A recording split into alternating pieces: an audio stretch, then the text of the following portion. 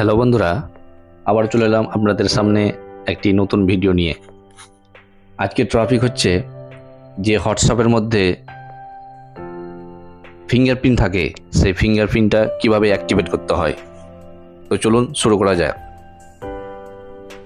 এই fingerprint activate করতে হলে প্রথমে আমাদের মোবাইলে সেটিংয়ের মধ্যে, প্রাইভেসির মধ্যে ফিঙ্গার লক করা আছে কিনা সেটি দেখে নিতে হবে।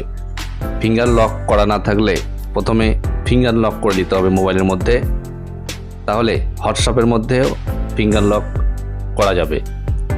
তো দেখুন, আমার মোবাইলে আগে থেকে ফিঙ্গার লক হয়ে আছে।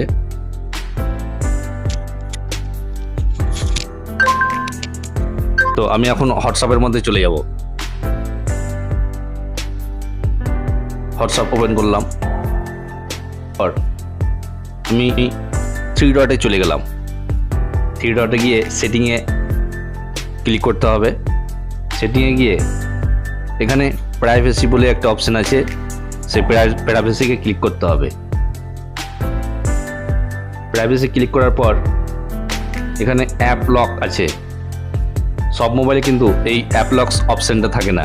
এখানে থাকে কারো ফিঙ্গারপ্রিন্ট থাকে, কারো অ্যাপস লক থাকে। তো এই মোবাইলে অ্যাপস লক আছে, সেখানে আমি ক্লিক করলাম। অ্যাপস লক ক্লিক করার পর এখানে দেখাচ্ছে আনলক উইথ বায়োমেট্রিক, মানে ওই ফিঙ্গারপ্রিন্টের জন্য এটা মানে পারমিশন চাইছে। এটা অন করে দিলাম।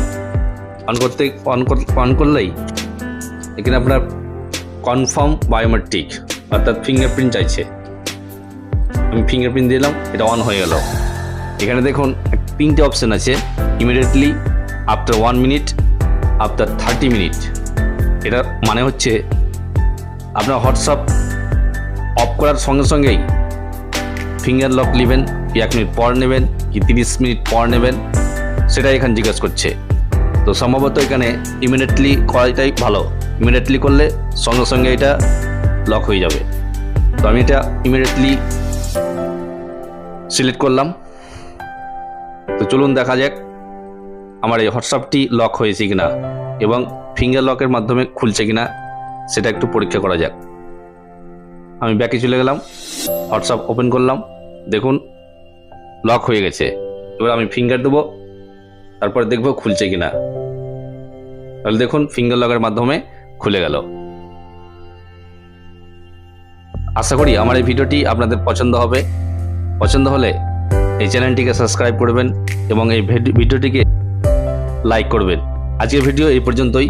দেখা হচ্ছে আরও অন্য কোনো নতুন ভিডিওতে। ততক্ষণ ভালো থাকবেন, সুস্থ থাকবেন। আসসালামু আলাইকুম।